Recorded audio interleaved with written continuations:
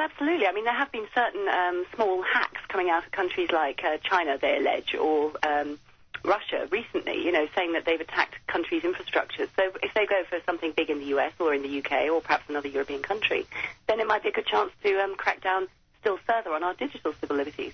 By the way, I meant to ask you, have you heard of the case of Gary McKinnon?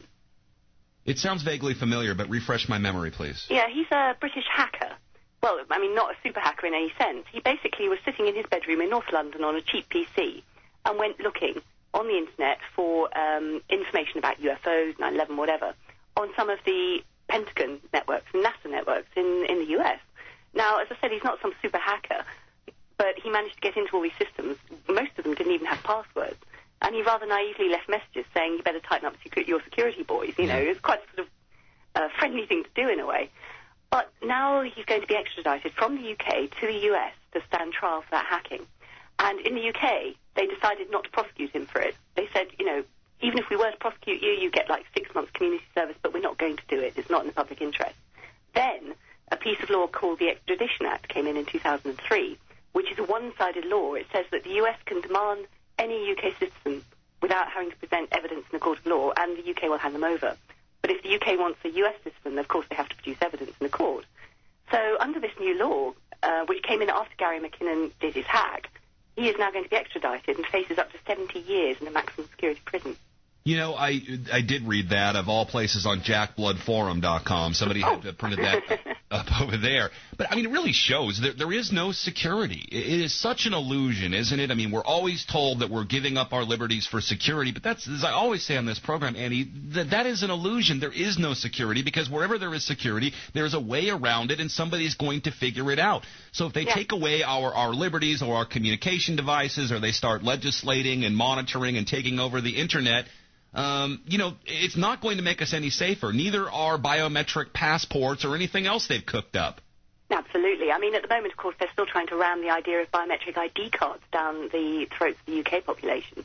And yet hackers, again, I mean, people who are technical campaigners, have already proven that they're absolutely insecure. I mean, there's a man called Adam Laurie in the UK who can buy a few cheap gadgets over the Internet or from a hardware shop, put them together, and reprogram the biometric chip card in these things.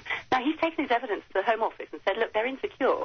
This will make people more vulnerable to identity theft, and it certainly won't protect us against terrorism. And the Home Office is now calling him a liar.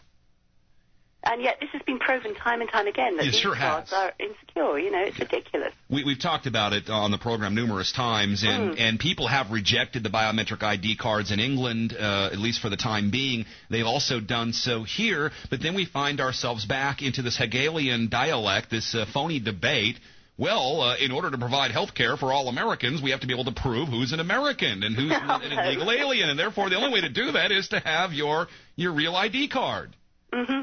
It always comes back to that, doesn't it? Always, yes, because, of course, knowledge is power. And if the government, if the state can get more knowledge about us, they have more power. They feel more secure about it. Well, the people aren't going to go for it, which is why, again, I had brought up the concept of needing a new, fresh, even a bigger attack, because that might, rally the minds and isn't that what they always say? They want to win our minds and our hearts? As if we're the loser. If they win hearts and minds, then we're losing our hearts and minds. And they do that through fear, don't they? And that's what 7/7 and 9/11 were all about. But by the time they got around to 7/7, which I think you also agree is an inside job, the people weren't buying it anymore. I'm not entirely sure about 7/7. I would say that there are many interesting unanswered questions about it, but the weight of evidence isn't there in the way that it is with 9/11. I mean, I have to say, in terms of research, 9/11 is a closed case. Everything points to the fact the official account does not add up. Everything points to the fact that we need a new inquiry, at the very least, a proper independent inquiry. In terms of 7/7, of course, we haven't even had even the equivalent of the commission. All we've had is an anonymous civil servant putting out an official account, an official narrative of what happened, which was proven to be riddled with inaccuracies, even when it was presented to Parliament. So I would say we always need proper independent inquiries, but we never seem to get them. They're not telling us the truth. They're covering it up. They benefited from it. I mean, any Columbo detective, Annie, would probably come to the conclusion that it is the government themselves that is the suspect. We had those drills that were taking place, as Peter Power told us, We had bombs blowing out under buses and not up into buses. It just, so much of that looked like it came right out of the playbook for 9/11. I'm surprised you have any doubt, to be honest with you. I'm just saying that I think in terms of weight of evidence, it's less obvious than 9/11. I would say 9/11, all the information is there that challenges the official account. There's no doubt about it. But it might just be sort of localized sensitivity as well.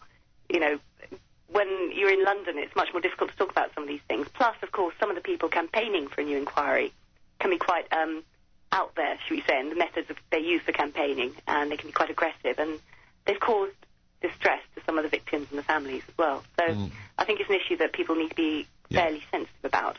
Sure. I mean, when we try to do that as well, Annie, it's hard when there's so much at stake, and that's really what it comes down to. It is so much hinges on the fulcrum of 9/11 here that here it is now, 8 years later, we're still talking about it. And yet, as I said, the research has been done. The facts are there. It's just finding the will, the political will, and also the leverage within the mainstream media, perhaps, to try and generate that will. But, of course, it's all bought and sold anyway, so it's virtually impossible to get that going.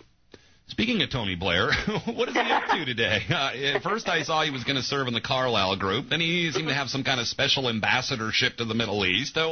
He's doing something with Saudi Arabia. What is he up to? Have you been keeping tabs on former Prime Minister?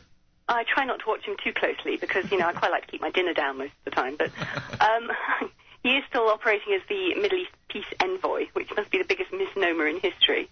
But all the betting is on at the moment. He's manoeuvring to become the first EU president when the treaty is ratified, when it actually becomes a sort of unified whole and we have a constitution, which, again, it's going to make so many people sick to the heart if he does get that. But the way that the sort of interests and different behind-the-scenes groups like the Bilderberg Group operate, there's a very strong chance he might get it. He wants that, I think, in the same way that Bill Clinton wanted to be Secretary General of the United Nations. These guys just lust for this kind of thing, and I think he put his being Clinton, he put his personal ambitions aside because he thought his wife might become president, and then he got something I can't say on the air, penis blocked by the Obama-Soros cabal. Okay. I can't say that. If I was in England, I could just say whatever I want on the radio, right? I don't think so. No. Come to Europe, it's easier. I could swear, I just can't reveal the plans of the various cabals out there. I can swear all I want. I can show women's breasts. I can do all of that. It just can't tell the truth. So, for whatever it's worth, folks, allegedly.